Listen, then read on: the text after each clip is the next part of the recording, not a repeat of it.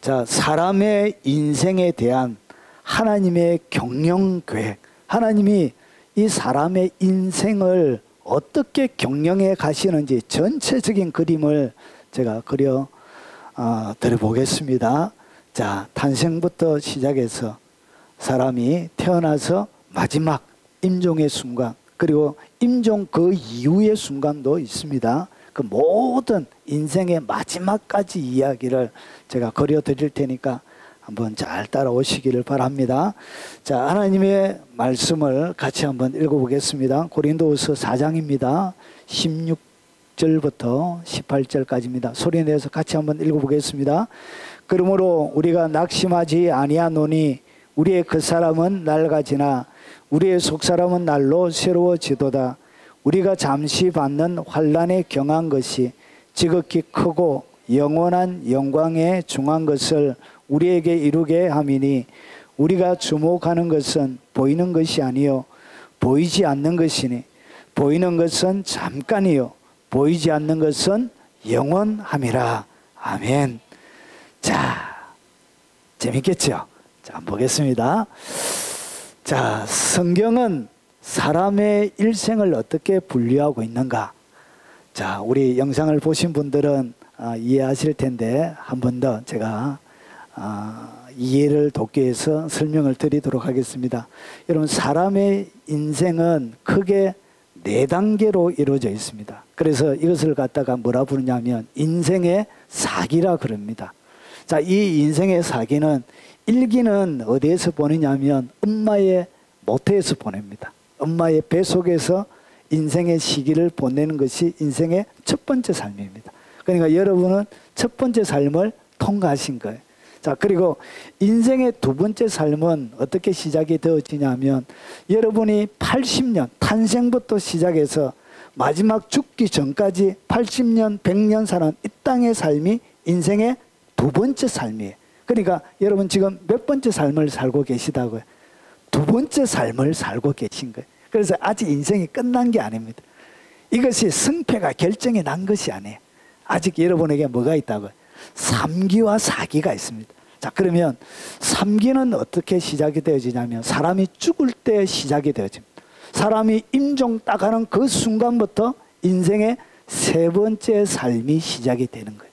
그러니까 여러분보다 먼저 죽은 분들은 지금 인생의 몇 번째 삶을 살고 있냐면 세 번째 삶을 살고 계신 거예요. 그래서 그분들도 아직 끝난 것이 아니에요.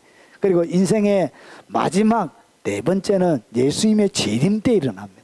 재림 때 부활합니다. 그래서 그 부활의 모습으로 영원히 사는 거예요.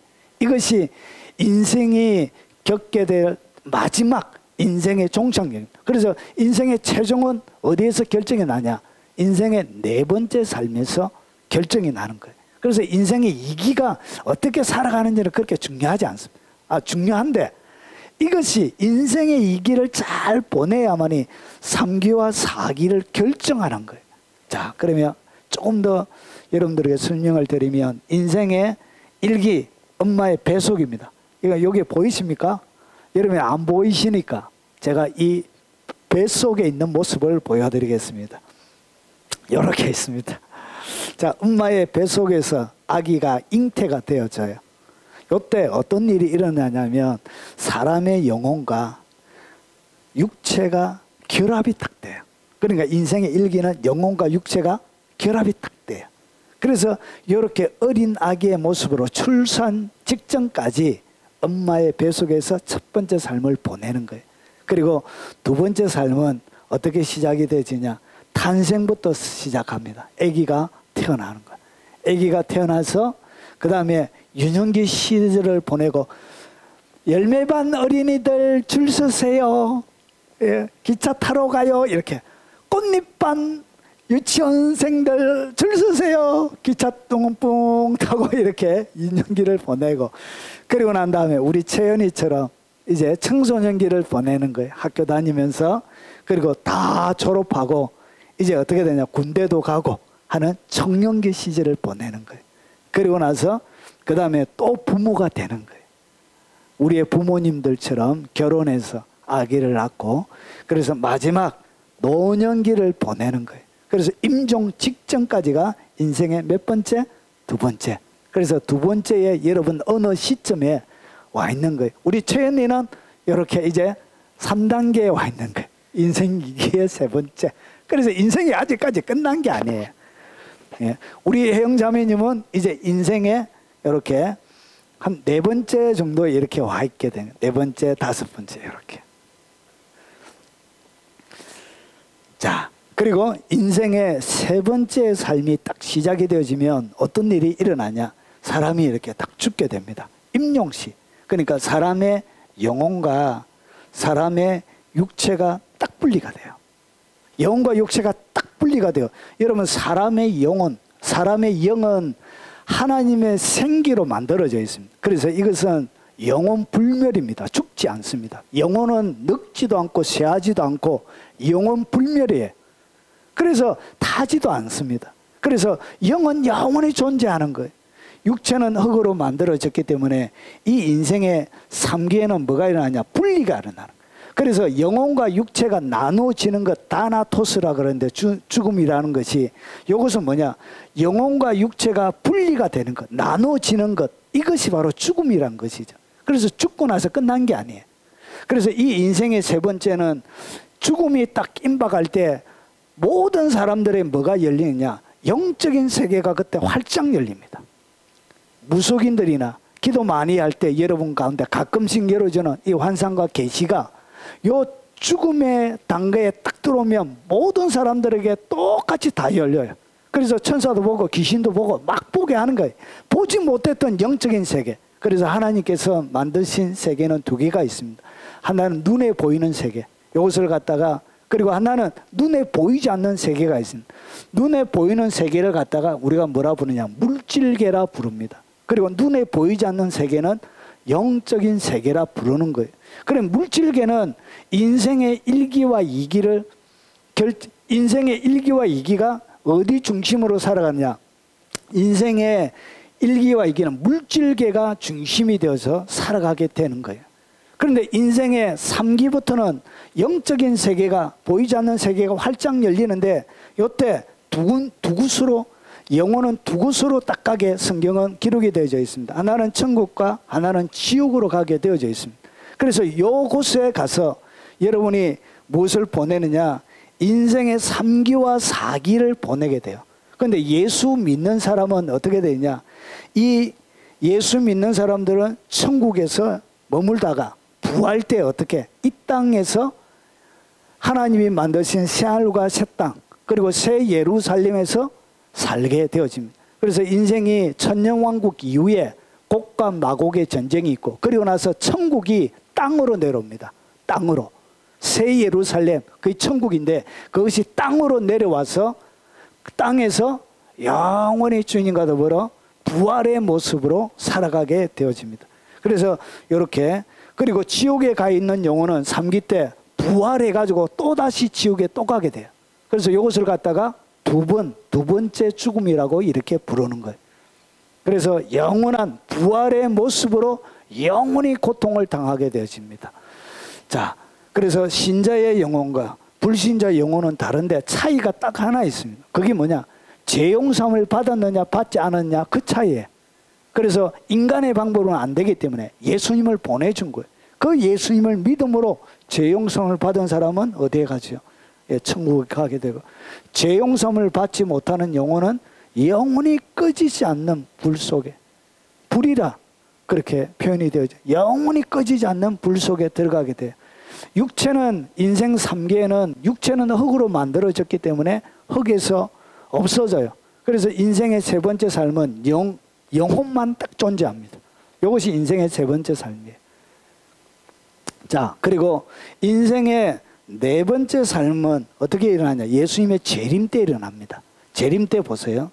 예수님의 재림 때 어떻게 일어나냐? 죽었던 모든 영혼들이, 영혼과 육체가, 죽었던 영혼과 육체가 다 지금 결합하는 것을 갖다가 뭐라 부르냐?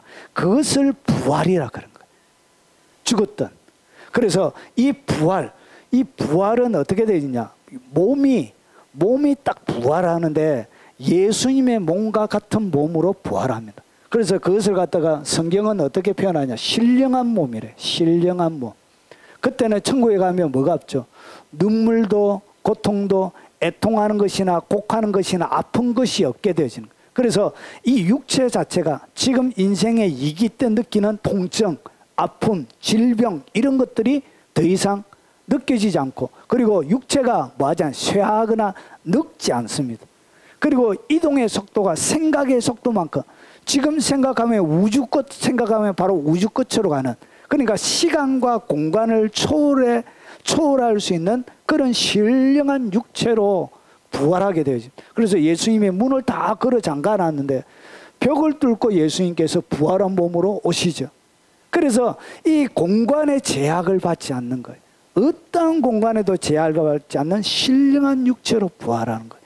좋으시겠습니다. 아유, 뭐 타고 안 다녀도 돼요. 이제 뭐 타고 안 다녀도 생각하면, 여러분이 생각하면 바로 앞에 딱 와요. 그런 생각의 속도로 이동을 하는 거예요. 얼마나 빠릅니까? 지금 태평양 끝을 생각하면 바로 이것이 생각의 속도거든. 육체가 그렇게 자유롭게 되어져요. 신령한 육체로. 자, 그리고 나서 이 어떻게 부활하느냐, 부활.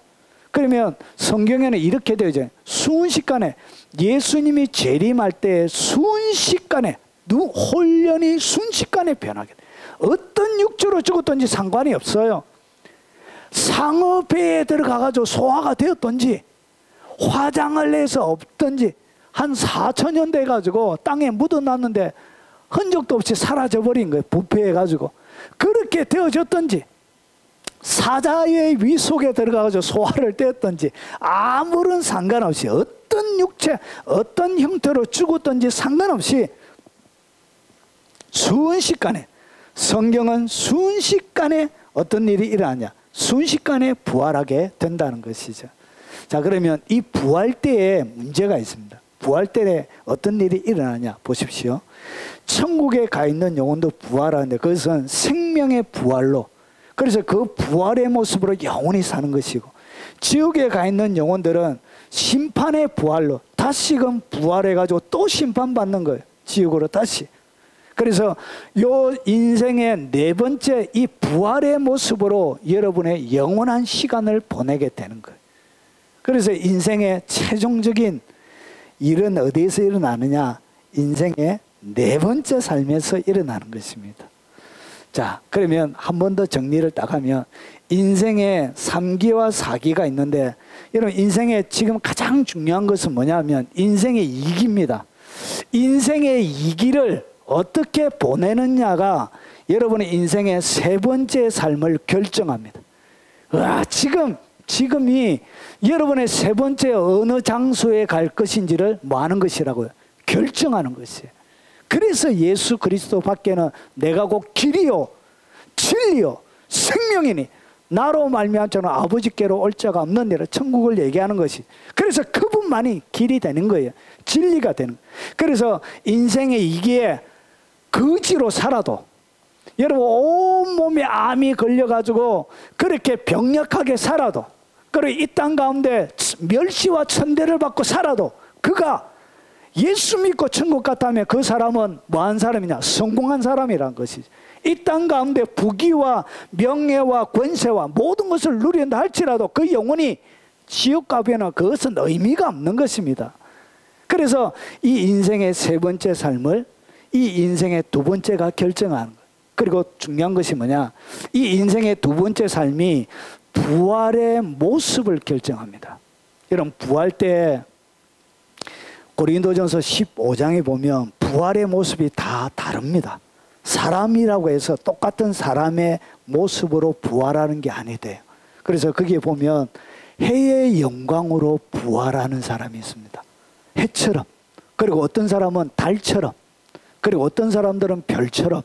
그리고 어떤 사람들은 별과 별이 다른 것처럼 부활의 모습이 달라요. 그러니까 이 땅 가운데서 살아가는 여러분의 삶이 무엇을 결정하냐면 부활의 모습을 결정하는 거예요. 그래서 이 땅 가운데 얼굴 못생겨도 괜찮습니다. 괜찮아요. 원래 60대 딱 넘으면 모든 얼굴이 평준화 되잖아요. 20대야 예쁘고 아름답고 이게 정해져. 60대 넘으면 똑같아요. 모든 아침 애들이 똑같아요. 아무리 찍어 발라도 예, 표가 똑같아요. 그러니까 진짜 얼굴 못생겨도 괜찮습니다. 뭐가 있다고요? 역전의 기회가 있는 거예요. 역전의 기회. 예. 그 오살리 기도원에 그 목사님이 죽었다가 부활한 그 환생한 목사님이 계시거든요. 제가 갑자기 이름이 생각이 안 나는데 천국에 가서 자기 아내를 본 거예요. 그런데 조용기 목사님 말을 빌리면 그분을 자기가 똑바로 거의 본 적이 없대요. 그러니까 민망해 할까봐 안 본대요. 왜 그러냐면 얼굴이 그렇게 못생길 수가 없대요. 얼굴이 너무너무 못생겨가지고 혹시나 자기가 보면서 그분이 민망해 할까봐 얼굴을 안 본대요. 밥을 차려줘도. 그만큼 얼굴이 못났더래. 그런데 이 목사님이 천국에 가서 자기 아내를 만난 거예요. 하나님께서 보여주셔가지고. 그런데 보니까 너무너무 예쁘더래요. 그렇게 예쁠 수가 없더래. 그래가지고 아내와 같이 이렇게 여보하면서 이렇게 손을 만지려고 하는데 아니요, 당신은 나를 만질 수 없습니다 하면서 당신은 만질 자격이 없다면서 막 이렇게 그러면서 여보로 하지 말고 이제 형제요, 그래 형제요 이렇게. 천국에 가면 가족 관계가 다 없어져요. 엄마 아빠 이런 게 없어지면 다 형제 자매가 되어져요. 그래서 인생에 여러분 딱 죽을 때 어떤 일이 일어나냐. 이 땅에 아무리 못생겨도 3기 때 인생의 이 길을 잘 보낸 사람에게는 얼굴 자체가 3기 때부터 바뀌어지는 거예요. 그리고 부활 때 부활의 모습으로 완전히 바뀌어져요. 해처럼. 그리고 이 땅 가운데 돈 없어도 괜찮아요. 수많은 고난과 고통 가운데 여러분의 인생을 지내도 여러분 천국에 가면 어떤 일이 일어나냐. 역전의 기회가 있는 거예요. 부활 때 권사님 키 안 커도 괜찮습니다. 예? 한 180대 가지고 조금 모델 안 돼도 뭐가 있다고요? 역전의 기회가 있다는 것이죠. 최열아, 역전의 기회가 있대. 역전의 기회가. 아싸, 뭐가 역전이 돼야 될지는 모르겠지만 하여튼 이 세상에 지혜와 지식이 없어도 뭐가 있다고요? 역전의 기회가 있는 것입니다. 여러분들에게 인정받고 사랑받지 못해도 마지막 날 이 부활 때 역전의 기회가 있는 것입니다. 여러분 보십시오. 이 인생의 이기 때 사람들은 3대 관계 속에 살아갑니다. 3가지의 관계 속에 사람은 살아가게 되어지는데 이것을 갖다가 인생의 3대 관계라 그럽니다. 그러면 하나는 영혼이 있고요. 하나는 육체가 있고요. 하나는 환경이 있습니다. 환경. 이 3가지가 인생의 이 길을 살아가는 사람들의 공동적인 배경들이에요. 그런데 사람은 어디에 관심이 있느냐? 사람은 환경에 관심이 있습니다. 여러분 돈 왜 봅니까? 아침부터 일찍 일어나서 왜 돈 벌러 가죠? 뭐 잘하려고? 영혼이 잘 되려고요? 영혼이 잘 되려고 돈 법니까? 그러면 영혼이 잘 되려고 돈 벌면 재벌들이 제일 영혼이 잘 되겠죠. 그러면 그거 공평한 거 아니에요. 그래서 사람들은 돈 버는 이유는 뭐냐? 환경 잘 만들려고 그런 거예요. 좋은 집 사고 그리고 큰 차 타려고 하고. 그래서 환경 잘 만들려고 사람은 거기에 있는 거예요. 여러분 왜 이렇게 요즘 바이든 엄청 욕 듣고 있죠? 역대 미국의 대통령 중에 가장 지지율이 저조합니다. 여러분 왜 그렇게 우리나라도 대통령 되려고 사람들이 나와가지고 그렇게 밑바닥부터 다 밝혀져 가지고 여러분 사람도 너무 뻔뻔해요. 그러면 나는 못 살 것 같은데 그렇게 치부가 드러나고 부끄러운 모습이 드러나면 부끄러워서라도 예? 어디 구석에 들어가든지 안 그러면 다른 나라를 떠든지 이렇게 할 텐데 어떻게 그래 뻔뻔할 수 있는지. 정말 뻔뻔해. 얼굴이 낯짝이요 완전히. 이런 대가대로 왔습니다. 지금은 모르지만 그래서 왜 그렇게 치부가 드러나도 권력을 가지려고 그래요? 여러분 영혼이 잘 되려고요. 사람이 욕 듣게 되면 영혼이 못 되게 되어져 있습니다. 계속 욕 들어봐요. 영혼이 죽어요. 이렇게. 그렇게 욕 듣는 자리를 왜 그렇게 하려고 하냐? 요거 때문에 그런 거예요. 또 한 번 더 싸게 딱 치려고. 한 번 딱 끌어모으려고. 그렇게 하는 거예요. 그리고 여러분 왜 좋은 차 타고 다니려고 그래요? 여러분 경차 타면은 1년에 20만 원씩 기름값도 줘요. 아십니까? 경차 타면 1년에 20만 원씩 기름값 줍니다. 그리고 고속도로도 반액. 그리고 어디에 가서 주차해도 반값 이렇게 돼요. 그런데 왜 큰 차, 연비도 안 좋은 큰 차 타려고 그래요? 결국은 뭐 때문에 그렇다고요? 영혼이 잘 되려고 큰 차 탑니까? 아니, 뭐 하려고? 환경 잘 만들려고 그런 거예요. 100평 정도 되는 집입니다. 100평. 여러분 왜 큰 집에 살려고 그래요? 여러분 연세 드셔서 큰 집에 살면 안 돼요. 연료비 엄청 듭니다. 이 추운 겨울에 연료비. 여러분 100평 집에 살려고 청소한다고 해보세요. 여러분 그따는 허리 안 좋은데 팔다리 안 좋은데 디스크 다 걸립니다. 50견 다 걸려요. 나이가 들면 들수록 작은 집에 살아야 돼요. 이동거리가 작을 수 있는 부대 비용이 작게 드는 곳에 사는 것이 현명한 것입니다. 현금만 많이 가지고 계시고 그런 거예요. 자, 그러면 왜 큰 집에 살려고 하냐? 환경 잘 만들려고 그런 거예요. 그러면 사람은 인생의 이 길을 사는데 환경을 좀 잘 만들잖아요. 그러면 사람은 반드시 어디 가냐? 육체에 관심을 딱 가지게 되어져 있습니다. 이렇게 딱 가요. 그래서 인생 3기 때 환경을 만들려고 할 때는 아침부터 나와가지고 쇠가 빠지도록 그렇게 일하다가 어느 정도 살만하면 사람이 산삼도 챙겨 들고 그리고 뭐도 하죠? 등산도 다니고 그리고 헬스도 막 하면서 건강을 딱 챙겨요. 그러고 나서 환경도 딱 돼요. 좋은 차도 늘 타고 다녀요. 이렇게 이렇게 타고 다니고 건강도 딱 해요. 그러면 사람이 어디에 가야 되냐? 영혼을 세우는 데 딱 가야 되잖아요. 그게 정상이잖아요. 세계의 관계 속에 살아. 근데 사람은 어떻게 하냐? 1번으로 안 가고 어디 가냐? 2번 건강한 돈, 육체 가지고 어떻게 하냐? 타락합니다. 타락해요. 못된 짓 하러 다녀요. 이렇게. 이렇게 살다가 결국은 어떻게 하냐? 인생이 끝이 나게 되는 거예요. 그래서 공들여 쌓았던 모든 것들이 일순간에 무너질 수도 있는 거예요. 자, 그런데 보세요. 인생의 3기, 사람의 관심은 어디에 있냐? 2번과 3번에 있습니다. 육체와 환경이 인생의 최고의 관심이에요. 근데 하나님은 인생의 2기를 살아가는 이 인생의 2기 동안 하나님의 관심은 어디에 있냐? 영혼에 있습니다. 왜 그러냐? 인생의 2기에서 3기로 딱 넘어갈 때 어떤 일이 벌어지냐면 영혼만 남고 모든 것이 다 사라져요.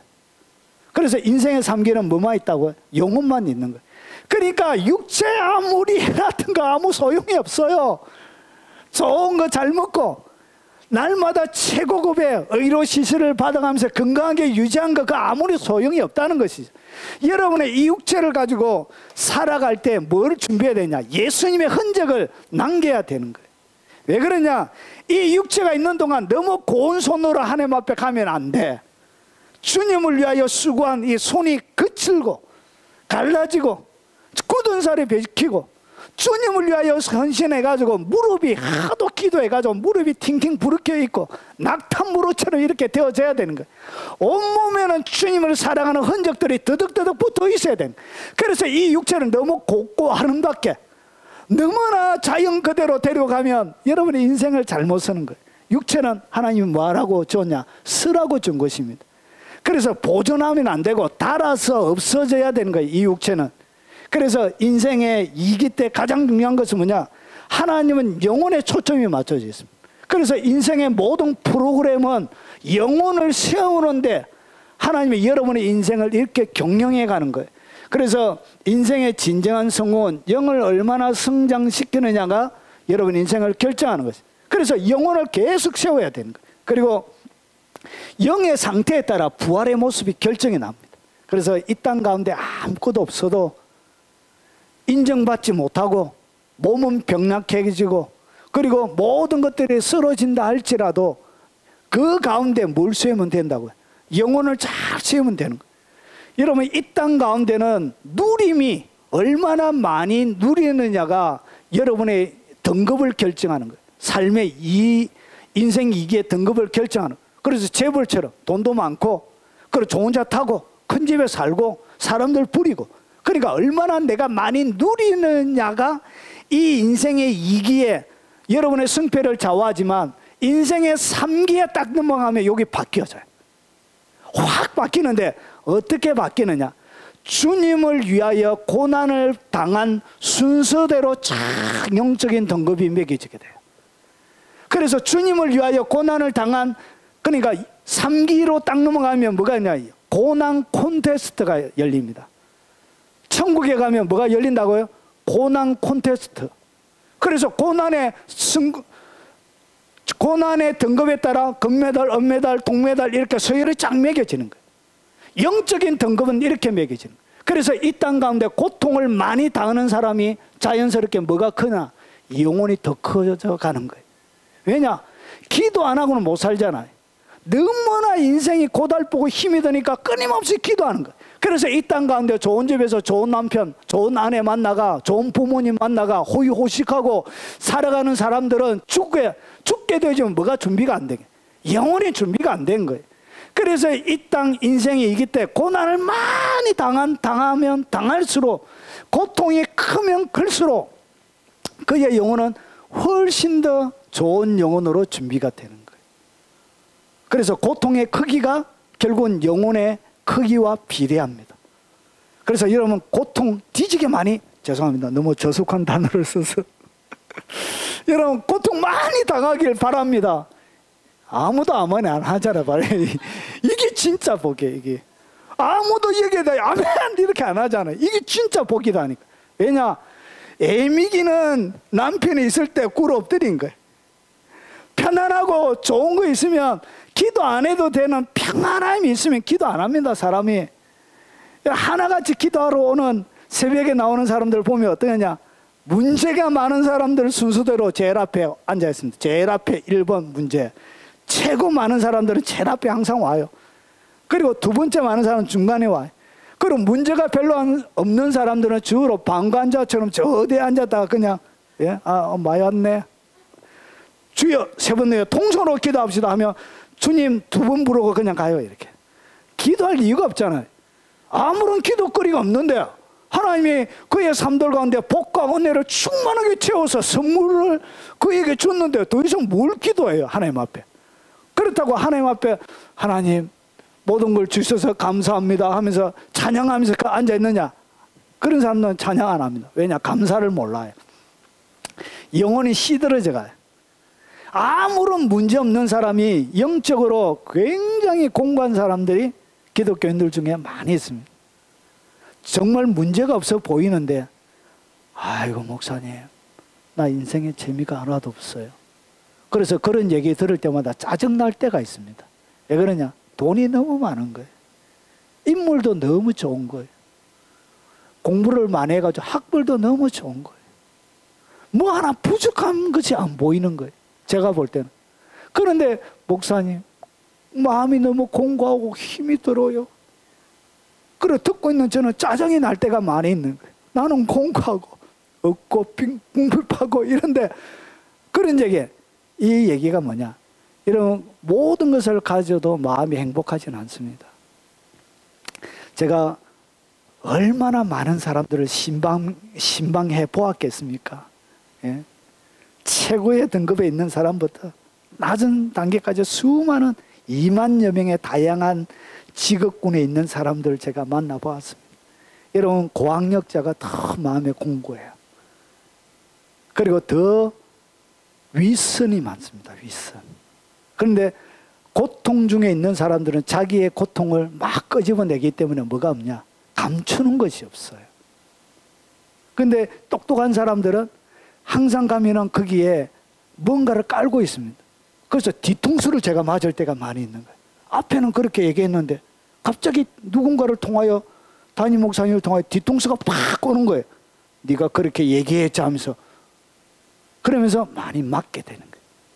생각과 내뱉는 말이 다른 거예요. 이렇게 제가 뒤통수를 많이 맞았습니다. 이런 것이 결국은 어떻게 되냐? 여러분 모든 인생의 이기 때 풍성함이 그의 인생의 행복을 결정하는 것은 아니란 것이죠. 그리고 부활의 모습으로 이 부활한 모습, 그 모습으로 영원히 사는 거예요. 그래서 여러분 인생의 이기가 좀 힘들고 고통스럽고 어렵고 남들보다 평안과 행복이 없고 남들보다 축복받은 것도 없어 보여도 뭐가 있다고요? 역전의 날이 있습니다. 두고 보자. 뭐가 있다고요? 역전의 날이 있습니다. 영혼을 딱 잘 세우면 우리 송 집사님이 제일 기쁘게 웃으시는데 역전의 날이 있습니다. 역전의 날이, 그 날이. 그래서 여러분의 부활의 모습 자체로 하나님이 딱 갚아주세요. 하나님 너무나 공평하지. 그래서 고난을 많이 당하기 바랍니다.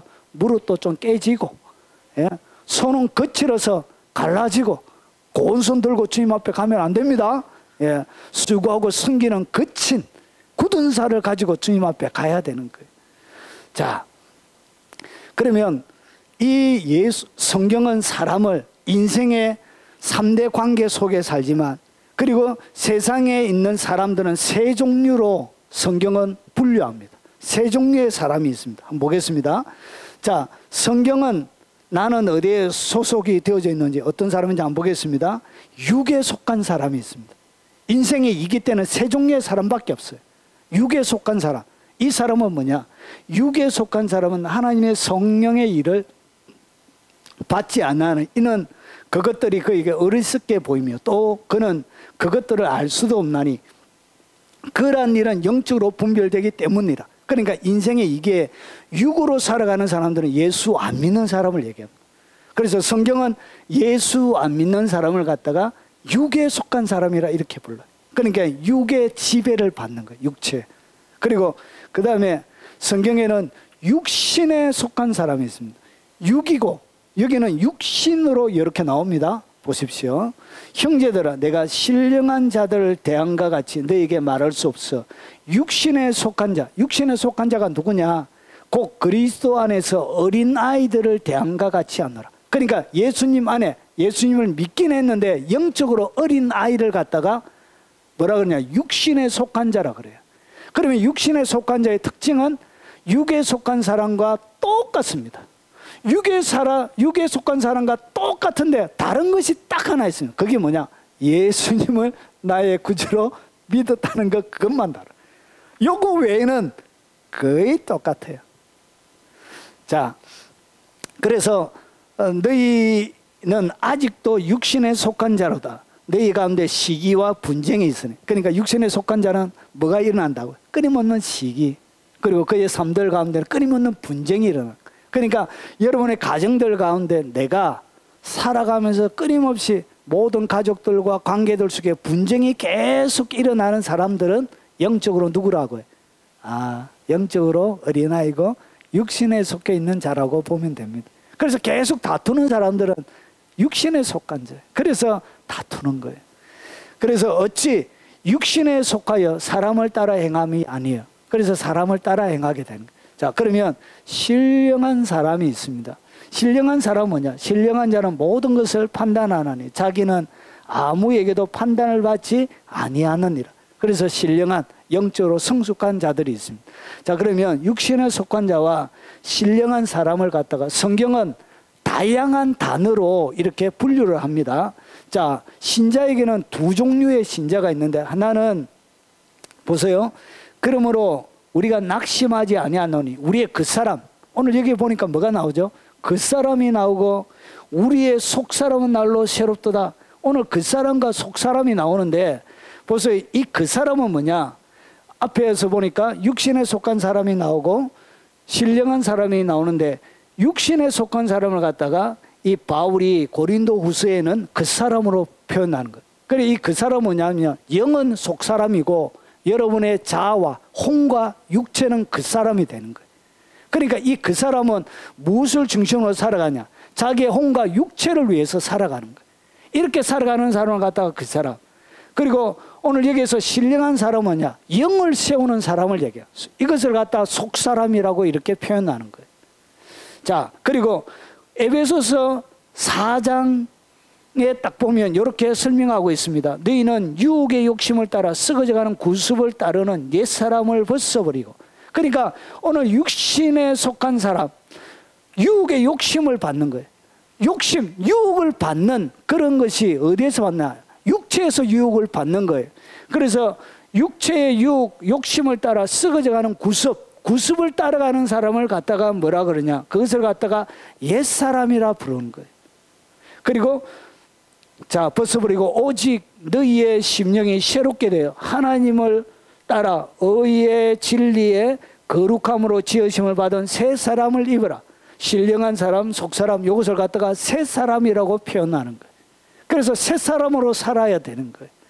그리고 히브리서 5장에 보면 하나님의, 보세요, 때가 오래되었으므로 너희가 마땅히 선생이 되었을 터인데, 그러니까 시간이 지나면 사람이 자라나서 뭐가 되어져야 된다고? 선생이 되어져야 되는 거예요. 그런데 너희가 다 하나님의 다시 말씀의 초보에, 하나님 말씀의 초보에 대하여 누구에게 가르침을 받아야 할지 할 것이니 단단한 음식은 못 먹고 젖이나 먹어야 할 자가 되었는데, 그러니까 하나님의 단단한 음식을 먹지 못하는 그 사람이 말씀의 초보에도 이런 것을 먹는 사람을 갖다가 뭐라 그런다고?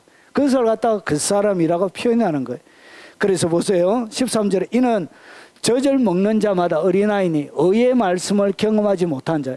이 의란 것은 뭐냐면 거룩하게 사는 말씀을 갖다가 의의 말씀이라 그런 거예요. 하나님 앞에 서게 하는 그것을 갖다가 의라 그러는데, 의의 말씀은 경건과 거룩 가운데 사는 그 말씀을 경험하고 그렇게 사는 사람을 얘기하는 거예요. 그런데 이 거룩을 맛보지 못한 사람은 다 뭐라고 해요? 어린아이라는 것이죠. 그래서 경험하지 못한 자요, 단단한 음식은 장성한 자의 것이니 그들은 지각을 사용함으로 연달을 받아 선악을 분별하는 자들이 되었느니라. 그래서 선악을 분별할 수 있는 단계까지 가는 거예요. 자, 이것을 그래서 요 육신에 속한 사람을 영적인 어린아이, 그리고 이것을 갖다가 장성한 사람이라 이렇게 표현합니다. 한 번 더 정리하면 이런 것입니다. 성경은 신자를 이렇게 두 부류로 딱 분리하고 있습니다. 육신에 속한 자, 신령한 자, 그 사람, 옛사람, 어린아이, 속사람, 새사람, 장성한 자. 여러분 어디에 속하 있습니까? 육체를 따라간다면 그것은 그가 목사일지라도, 그가 장로일지라도, 집사일지라도, 권사일지라도 그는 어린아이란 것이죠. 그래서 어린아이가 중직을 맡게 되면 교회가 어려워지는 거예요. 교회가 난장판이 되는 거예요. 교회가 싸움터가 되는 거예요. 왜냐? 어린아이는 계속 시기와 다툼이 일으키는 거예요. 그래서 그런 교회가 어떻게 되어지냐? 교회가 시끄럽게 되는 거예요. 왜냐? 어린아이를 중직자로 세웠기 때문에 그런 일이 벌어지게 되는 것입니다.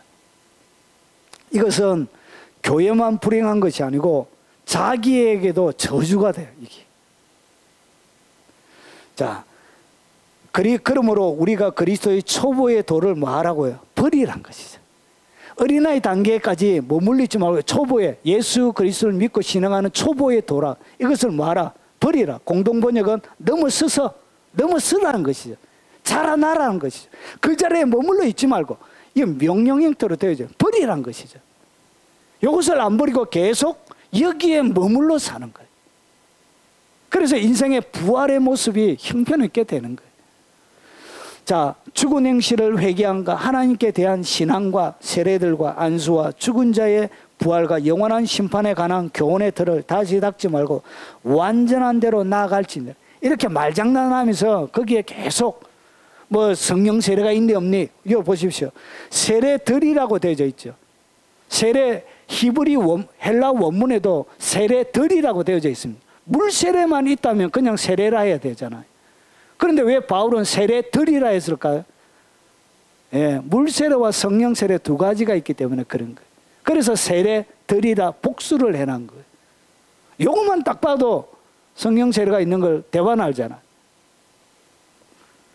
가리워서 못 보는 거예요. 가리워서. 복수로 되어져 있습니다. 제가 엄청나게 계속 여러 번역본들을 계속 찾아봐. 다 복수로 되어 있어요. 복수로.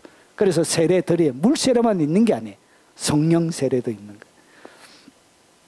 자, 그래서 이 다른 교훈, 누구든지 다른 교훈을 하며 바른 말 곧 우리 주 예수 그리스도의 말씀과 경건에 관한 교훈을 따르지 아니하면 그는 교만하여 아무도 알지 못하고 그래서 어린아이 단계로 경건에 관한 교훈을 알지 못하는 사람은 교만해진대. 그래서 이 육신에 속한 사람들은 교회 다녀도 교만하다. 뭐라고 보면 돼요? 어린아이라 보면 됩니다. 교만한 사람은 다 그냥 어린아이예요. 어린아이. 다투는 사람도 어린아이고. 그 불행한 거예요. 그래서 교만하여 아무것도 알지 못하고, 그래서 성경은 교만한 자는 아무것도 모른다고 이렇게 성경은 얘기합니다. 뭔가 자기가 좀 안다고 교만 딱 들면 그건 아무것도 모르는 사람이. 진짜 주님을 알면 뭐 할 수 없다고요? 교만해질 수가 없어요. 주님의 거룩 앞에 서본 사람은 절대로 교만해질 수가 없어요. 자기 막 자랑하는 사람 있잖아요. 아무리 기사와 능력과 표적들이 드러나도 그 사람은 영적으로 뭐라고요? 어린아이입니다. 어린아이. 어린아이기 때문에 자랑하는 거예요. 자기를 자랑하는 거예요. 어떤 목사님들 보면 설교하는데 30분 설교하면 10분 자기 자랑하는 사람들이 있습니다. 역겨워요. 역겨워. 어린아이가 목사가 되니까 교회가 엉망이 되는 거예요. 엉망이. 성도들이 죽어가는 거예요. 성도들이 메말라 가는 거예요. 뭐 하는지 모르겠어요. 아유, 그 어린아이들 하잖아요. 내 장난감이 있다. 빵 보이제? 옛날에 우리 못 살 때 하드 하면 그냥 도토리, 깐토리라는 그 하드 있는데 팥으로 만든 거 그냥 한 입에 다 이으면 됐긴데 였다가 뺐다가 였다가 뺐다가 한 입도 안 주고, 친한 내게는 한 입 맞죠 하면 알았어 이렇게 한번 여주고 이렇게 였다가 뺐다 그냥 처음만 됐긴데 그거 가지고 였다 뺐다 놀리는 것도 아니고 주지도 않고. 이 입맛 따지게 나쁜 것 같은 이라고 하드 하나 가지고 이렇게 하는 거예요. 그 어린아이, 그런데 어린아이와 똑같다는 것이죠. 변론과 언쟁을 좋아합니다. 그래서 여러분 따지기 좋아하는 사람 있잖아요. 뭐 설교하고 난 다음에 막 와서 따지고 이렇게 다 어린아이라서 그런 거예요. 변론하고 언쟁 좋아하고 막 그냥 안 맞으면 노면하면 되지. 그냥 노면하고 그냥 무시하면 되는데 그것까지 막 따지고 이렇게 어린아이라 해서 그래. 뭐한테 그런 쓸데없는 짓을 해. 그냥 안 들으면 되지. 자, 저희 유튜브에도 꼭 2명이 아래로 내리는 사람이에요. 딱 2명이 있어요. 2명이. 2명. 많이 들을 때는 3명. 3명, 2명에서 5명까지. 예, 딱 하면 꼭 와서 그 사람은 설교도 안 듣고 들어와서 그냥 아래로 딱 내려요. 이렇게. 아래로. 꼭 2명은 딱 들어와요. 뭐한데 그래요. 뭐한데. 아이고, 참. 자, 이로써 투기와 분쟁이 드는 거예요. 비방하고. 그리고 악한 생각이 나는 거예요. 악한 생각이 왜 나냐? 어린아이라서 막 침투를 하는 거야. 악한 영이. 마음이 부패해지고 진리를 잃어버려요. 어린아이 상태로 계속 머물면 마음이 어떻게 해진다고? 부패해져요. 그래서 여러분 그 사람들은 하나님의 말씀을 더 이상 듣지 못하는 상태가 돼. 그래서 누가 설교해도 은혜 못 받아요. 아무리 설교해도 회개하라 해도 네 같으면 회개하겠나고. 내 주먹이라 미치 이렇게 그냥 가버려요. 이렇게. 그리고 진리를 어떻게 하냐? 결국은 진리를 잃어버립니다. 어떤 상태에 계속 머물게 있으면 육신에 계속 머물러 있으면 진리를 잃어버려요. 그래서 위험한 거예요. 그래서 경건을 이익의 방도로 생각하는 자들의 다툼이 일어나는. 그래서 겉으로 보기에는 아주 경건한 것처럼 장로님들 보면 아버지 주일날 대표기도 하잖아요. 아버지 감사합니다. 하늘의 능력과 권능을 주시고 설교하시는 목사님에게 능력을 부어주시고 하늘의 기적이 쏟아지게 주시옵기를 원합니다. 아무도 아무 일을 안 합니다. 하나님 하면서 이렇게 막 이렇게 하게 되는 거예요. 자기와 다른 자기를 드러내기 시작하는 거예요. 하나님의 그 기도에 역겨워하는 거예요. 역겨워하는 거예요. 결국은 다 잃어버리게 됩니다. 이렇게 사람은 두 종류의 사람으로 되어져 있는 거예요.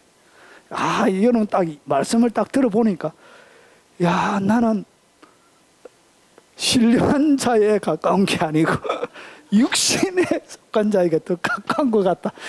그러면 여러분에게 뭐가 찾아오냐? 여기 찾아옵니다. 마음의 부패가 이제 찾아오게 됩니다. 성경이 이렇게 찾아온다고 되어 있는데 반드시 찾아오게 됩니다. 위험합니다.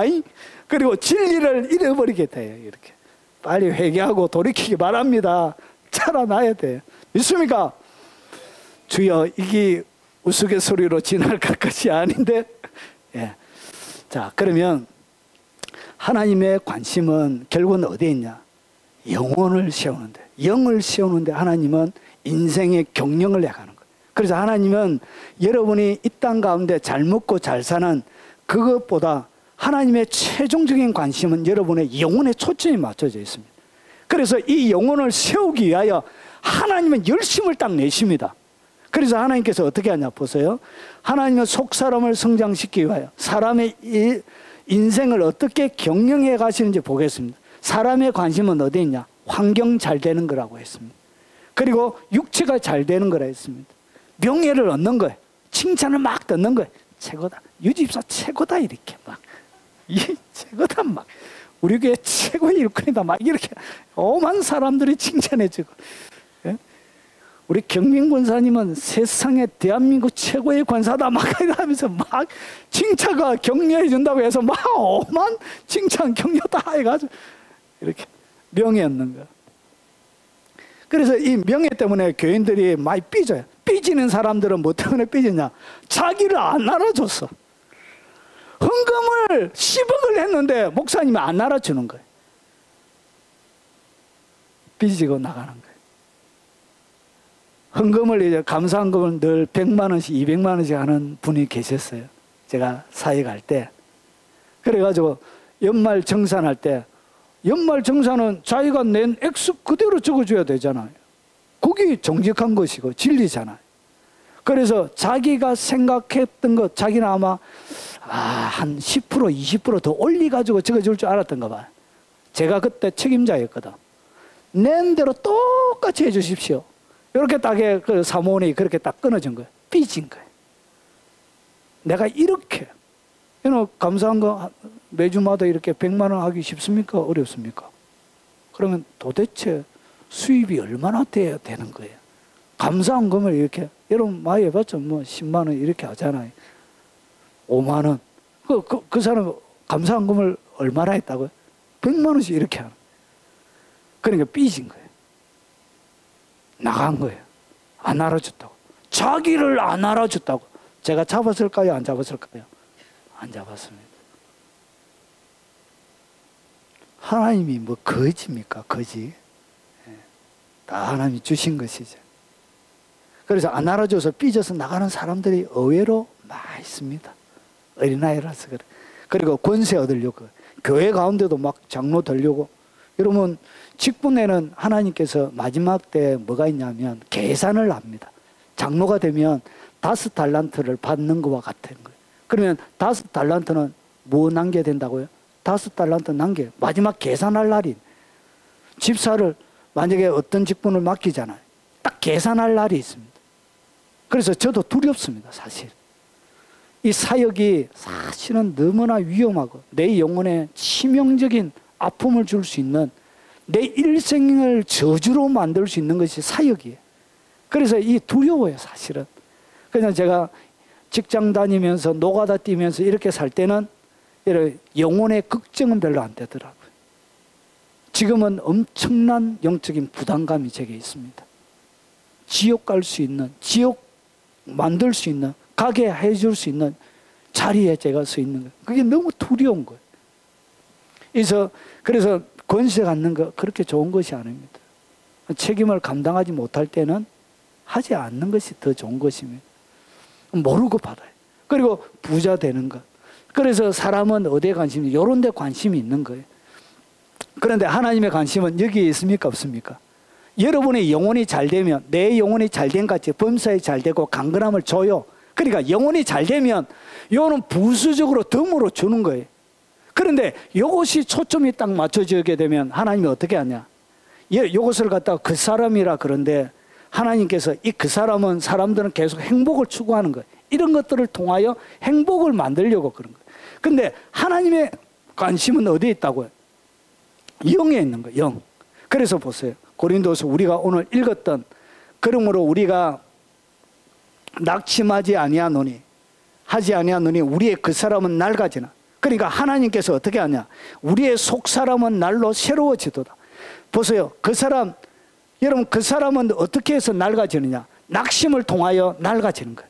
그러니까 하나님께서 우리의 그 사람이 낡아져야 뭐가 새로워지죠? 그 사람은 낡아지나 우리의 속사람은 날로 새로워지는. 그러니까 그 사람이 낡아져야 속사람이 새로워지게 되는 거예요. 그러면 하나님께서 속사람을 세워야 되는데 이 속사람을 세우기 위해서 우리에게 뭘 준다고요? 낙심할 만한 일을 많이 주는 거예요. 그래서 하나님께서 여러분 삶들 가운데 낙심이 되는 일이 많이 있잖아요. 그러면 여러분을 딱 어떻게 보면 되냐, 하나님이 내 그 사람을 또 세우려고 일하네. 하나님은 내 속사람을 이렇게 많이 세우려고 이러시나? 나를 와 이렇게 사랑하시지? 이렇게 해야 되는 거예요. 아, 이거 하나님 너 참 어지간히 하시다. 아, 징글징글 하시다. 이렇게 여러 번 하면 안 되는 거예요. 하나님 징글징글하다. 이렇게 하면 안 돼요. 하나님 뭐 하시려고? 그래서 하나님께서 우리의 삶들 가운데 낙심이라는 것을 주는 거예요. 이 낙심은 보세요, 하나님의 관심은 속사람이에요. 속사람 가운데 보세요, 우리가 잠시 받는 환난에 경한 것, 그러니까 환난이라는 것은 잠시 받는 거예요. 근데 이것은 경한 것, 가벼운 것이래. 그런데 보세요, 지극히 크고 영원한 영광에 중한 것을 우리에게 이루게 함이니 무엇을 통해서? 이 고난, 이 낙심, 그리고 환난을 통해서 하나님은 우리의 속사람을 키우는 거예요. 그래서 인생 가운데 하나님은 끊임없이 뭐가 있냐, 모든 사람들에게 환난과 낙심이라는 이런 것들을 주시는 거예요. 뭐 하시려고? 보세요, 하나님의 관심은 속사람이 있는 거예요. 속사람의 영광을 주길 원하시는 것이죠. 그래서 어떻게 하냐, 여기에 딱 보시면 속사람을 채우기 위하여 하나님은 여러분 인생에 낙심을 주는 거예요. 그래서 낙심될 일이 이 땅 가운데 그렇게 많은 거예요. 이 세상에 공고한 일이 많고 잠시는 날 없었구나. 내 주 예수 날 사랑하시오니. 이렇게 우리의 인생 가운데는 뭐가 많다고요? 낙심할 일이 그렇게 많은 거예요. 뭐 세우려고? 속사람 세우려고. 오늘 올 한 해도 하나님께서 여러분의 마음을 무너뜨릴 때가 많이 있을 것입니다. 그때 뭐 하시는 거예요? 하나님의 요때 여러분의 영혼이 새로워지는 거예요. 속사람이 요때 크는 거예요. 그래서 이 새로워진다, 날로 새로워지도다, 여기는 잘 안 되는 헬라 원문에는 어떻게 되냐, 수동태로 되어져 있습니다. 그러니까 내가 낙심이 되는 게 아니고 외부의 어떤 사람이 강압적으로 나를 어떻게 한다고요? 낡게 만드는 거예요. 하나님이 그렇게 만드는 거예요. 그래서 인생은 나이가 들면 들수록 몸이 쇠약해지는 거예요. 그래서 연세가 드시면 하나님이 못 움직이게 하시는 거예요. 못 움직이게 해서 뭐만 할 수 있도록, 기도만 하도록 마지막 시간을 그렇게 채워가게 하나님이 만들어 주시는 거예요. 그리고 하나님께서 여러분 삶들 가운데 뭘 준다고요? 많은 환난을 주실 것입니다. 육체적인 환난도 있고, 가족적인 환난도 있고, 관계적인 환난도 있고, 물질적인 환난도 있고, 수많은 환난들이 여러분 가운데 있습니다. 이 환난이 와야 뭐가 쓴다고? 속사람이 그때 크는 거예요. 그때 하나님 앞에 가까이 가게 되는 거예요. 그래서 뭐가 오냐? 끊임없는 영적인 침체가 와요. 영적인 요 침체 때 뭐가 일어난다고? 여러분의 속사람이 자라나는 거예요. 그래서 이 속사람 속에 영광을 주시는데, 이 영광을 갖다가 바울이 직접 본 거예요. 천국에 가서 하나님께서 믿는 자들을 주시는 영광을 그가 눈으로 직접 딱 본 거예요. 그래서 이 영광을 설명할 길이 없는 거예요. 설명을 바울이 이렇게밖에 못하는 거예요. 얼마나 이 고난과 비교할 수 없는 영광을 주시는데, 자, 속사람의 영광인데 중한 영광이에요. 그러니까 그 무게가 나가는 영광을 주시는 거예요. 그런데 오늘 여기서 보니까 보세요, 영광을 주시는데 이것이 중한 영광이에요. 근데 이 중한 영광이 어떤 영광이냐? 영원한 영광을 주시는 거예요. 그리고 이 영원한데 어떤 영광이냐? 큰 영광인데 영원하고 크고, 그리고 지극히, 이것도 영광을 설명할 길이 없는 거예요. 그래서 지극히 크고 영원한 영광에 중한 것이라 이렇게 표현한 거예요. 이것을 여러분들에게 뭐 하시려고? 주시려고. 여러분의 속사람에 주시려고. 이렇게 하나님이 여러분의 인생을 경영해 가는 거예요. 자, 그래서 이 보세요. 우리가 주목하는 것은 보이는 것이 아니야. 눈에 보이는 것은 잠깐이에요. 육체는 길어야 100년이에요. 100년. 그래서 이것은 보이는 것이요. 보이지 않는, 우리가 주목하는 것은 보이는 것이 아니요. 보이지 않는 것이니. 보이는 것은 잠깐이요. 보이지 않는 것은 영원합니다. 눈에 보이는 것은 잠깐이에요. 길어야 100년이에요. 길지 않습니다. 금방. 그래서 연세 드신 분들 보면 야야 인생이 눈 깜짝할 사이에 지나가 비더라. 인생이 너무 짧더라. 어르신 인생이 길던가에 물으면 똑같이 그래요. 누구나 똑같이 인생이 순식간에 가버리더라. 그래서 인생을 그림자라고 표현하고 잠깐 보이다가 없어지는 안개. 그래서 안개에 너무 미련을 가지 마세요. 여러분 그림자에 너무 미련을 가지지 마세요. 그림자 늘리려고 너무 애쓰지 말고 뭐가 늘리면 된다고. 본체가 늘어지면 그림자는 자연스럽게 늘어지게 되어져 있는 거예요. 영을 씌우면 그림자는 자연스럽게 커지게 되어져 있는 것입니다. 그래서 보이는 것은 잠깐입니다. 보이지 않는 것은 영원한 거예요. 그리고 잠깐이고 이것이 뭐냐? 영원한 것을 우리에게 주시려고 그런 거예요. 그래서 하나님은 인생을 이렇게 만들어 가시는 거예요. 자, 이제 정리하겠습니다. 사람의 관심은 어디 있다고요? 예, 그 사람에게 관심이 있는 거예요. 하나님의 관심은, 그래서 이 하나님 사람은, 그래서 그 사람 속에 하나님이 속 사람을 세우려고 낙심도 주시고 그리고 환난도 주시고 영적인 침체도 찾아오는 거예요. 이렇게 낙심과 환난과 영적인 침체가 올 때 뭐가 터지냐? 그때 기도가 터지는 거예요. 그때 뭐가 터진다고요? 기도가 아버지! 하면서 막 이렇게 날리고 싫어지는 거예요. 아버지 이러면 안 되는데! 이러면 안 되는데! 막 하나님 앞에 막 부르짖고 기도하는 거예요. 점잖게 기도하지 않습니다. 다급한데 인생이 엉망진창 꼬이고 있는데 죽음이 앞에 있는데 날리고 싫어지면서 엉덩이 몸 흔들면서 기도하는 거예요. 다다다다다다다다 기도하는 거예요. 그래서 뭐가 터진다고요? 그때 기도의 영이 터지는 거예요. 그래서 이 기도를 통해서 사람의 영혼이 확장이 되는 거예요. 확장이. 이 고난이 없는 사람들은 기도 안 합니다. 진짜 기도 안 합니다. 기도 안 하고 하나님을 구하지도 않습니다. 죽으면 끝이에요. 그냥 아무것도 없어요.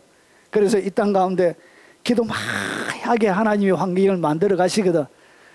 두고 봐라. 역전이 있다 이제. 조금만 더 참으면 역전이 있다. 하나님의 신성경 목사님이 지었던 천국과 지옥이라는 책이 있습니다. 거기에 보면 천국에 12반열이 있대. 제가 한번 설명드릴 텐데 자기가 가서 보니까 12반열. 봐라 역전이 있다 이제. 누림이 지금은 너가 좋지. 그래 내가 죽고 나서 한번 보자 이렇게. 우리 인생은 죽고 나서 봐야 되는 거예요. 그래서 인생의 진정한 승패는 언제 일어나냐? 딱 죽을 때 일어나는 거예요. 이렇게 천국에 가서. 그래서 고난의 크기만큼 여러분의 영혼의 결정이 나는 거예요. 그때 어떻게 되느냐? 그래서 고난 중에 내가 뭘 배웠다. 다윗이 그러잖아. 고난 중에 주의 말씀을 배웠나이다. 하나님의 말씀의 눈이, 주의 계시가 그때 열리는 거예요. 보이지 않던 말씀이 속속 들어온 그때 확 빨려 들어온 거. 말씀이 나를 확 마치 큰 고래처럼 나를 확 삼키게 돼. 그래서 말씀에 삼킨 바가 되는 거예요. 언제? 영적인 깊은 침체 가운데 빠지게 되는 거예요. 그때 하나님께서 여러분의 이 땅 가운데 살아가면서 천국에서만 그런 게 아니고 이 땅 가운데 있을 때도 하나님이 여러분 석 사람의 복을 주세요. 그래서 하나님은 영혼을 잘 세우게 되어지면 이 땅에 여러분의 속 사람 속에도 뭘 주냐? 하나님께서 놀라운 복을 주시는데 어떤 형편에든지 나는 자족하기를 배웠노라. 여러분이 속 사람이 딱 성장하고 자라가게 되어지면 뭐가 되어지냐? 비천, 풍부, 배부름, 배고픔, 풍부, 궁핍, 일체 모든 곳에서 초연할 수 있는 일체 비결이 여러분 삶들 가운데 찾아오게 되어집니다. 기도와 말씀을 통해서 여러분의 영혼이 확 자라나면 모든 것에 자족함을 배우는 거예요. 그래서 욥이 모든 것을 다 잃어버리고 또 뭐 하죠? 하나님을 찬양하는 것처럼 그런 자족의 영이 열리는 거예요. 환경을 초월하게 되는 거예요. 내 땅의 환경이 중요한 게 아닌 거예요. 나의 최종 목표는 나의 영혼인 거예요. 나의 속사람에 초점이 맞춰지는 거예요. 그래서 고통이 크면 클수록 역전의 기회가 있다. 두고 보자. 내가 죽고 나서 한번 보자. 이제 너가 그래 이제 다 죽었다. 이제 죽고 나서 한번 보자. 이렇게 이 땅의 삶에 대하여 초월하게 되는 거예요. 그리고 여러분이 요 두 개가 속사람이 딱 속사람이 성장하는 만큼 뭐가 밀려난 능력이 드러납니다. 하나님의 성령의 능력이 여러분의 삶들 가운데 드러나게 돼요. 그래서 영혼이 잘 세워주면 여러분의 육체가 복을 받고 건강을 얻고 환경의 복도 받아요. 그리고 나서 하나님이 여러분의 입술에 뭘 주냐? 권세를 주세요. 기도하는 대로 이루어지게 되고 선포하는 대로 이루어지게 되어지고 여러분의 입술에 내뱉는 말이 땅에 떨어지지 않도록 하나님이 여러분의 입술을 딱 보장해 주시는 거예요. 그래서 하나님은 어떻게 하냐? 하나님은 속사람을 성장시키기 위해서 모든 일생을 하나님은 그렇게 경영해 갔어요.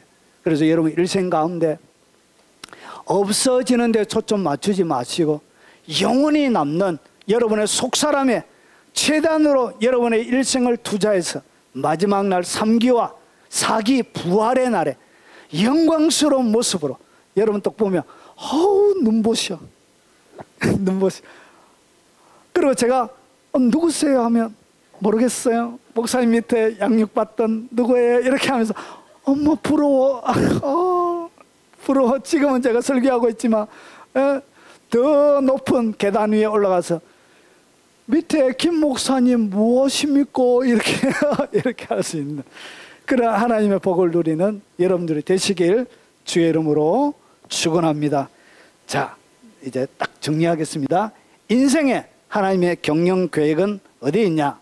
속사람을 성장시키는 것, 그리고 지극히 크고 영광에 중요한 것을 주시는 것이 하나님의 최종적인 계획, 목적입니다. 이 계획과 목적이 여러분의 삶들 가운데 풍성하시기를 주의 이름으로 축원합니다. 자, 우리 찬양하고 들은 말씀을 놓고 우리 통성으로 한번 기도하도록 하겠습니다. 우리 오늘 저번 신년에 오셨던 우리 허문식 우리 집사님 청주에 거주하십니다. 우리 교회 등록하셨습니다. 우리 박수로 우리 환영하도록 하겠습니다. 예, 환영합니다. 예. 자, 우리 찬양하고 같이 통성으로 기도하도록 하겠습니다. 자.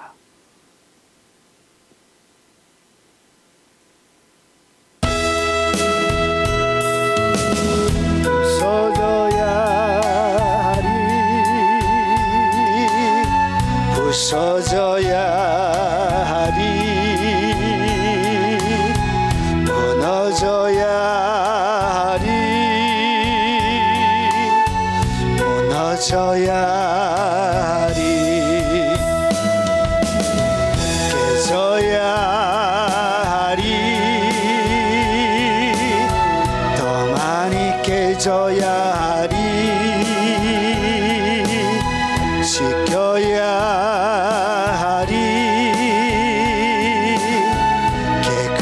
지켜야 하리 다 버리고 다 고치고 겸손히 낮아져도 주 앞에서 정결하고 자랑치 못할 거예요. 부서져야 무너져야 하리 깨져야 하리 깨끗이 씻겨야 하리. 지금은 우리 구주 예수 그리스도의 은혜와 성부 하나님의 지극하고 크신 사랑과 성령님이 함께 하심으로 날마다 그 사람을 죽이고 옛사람을 죽이고 육체 어린아이의 삶을 벗어버리고 육신의 삶을 벗어버리고 새 사람으로, 속 사람으로, 신령한 사람으로, 장성한 하나님의 사람으로 살아가길 결심 다짐하는 이 자리에 참석한 사랑하는 하나님의 백성들 머리 위에 여러 가지 이유를 통하여 참여하지 못한 우리 멀리 떨어져 있는 사랑하는 가족들 머리 위에, 그리고 특별히 영국과 그리고 말레이시아와 프랑스와 그리고 일본과 그리고 캐나다, 미국에 가는 많은 하나님의 백성들 머리 위에, 영상을 접하는 국내의 수많은 하나님의 백성들 머리 위에, 그리고 이 나라와 이 민족과 그리고 전 세계 교회와 섬기는 동력자들의 머리 위에, 북한의 지하교회와 중국의 지하교회 머리 위에 지금부터 영원 무궁토록 함께 있을 지어다. 아멘. 오늘 여러분 각자 들은 말씀을 놓고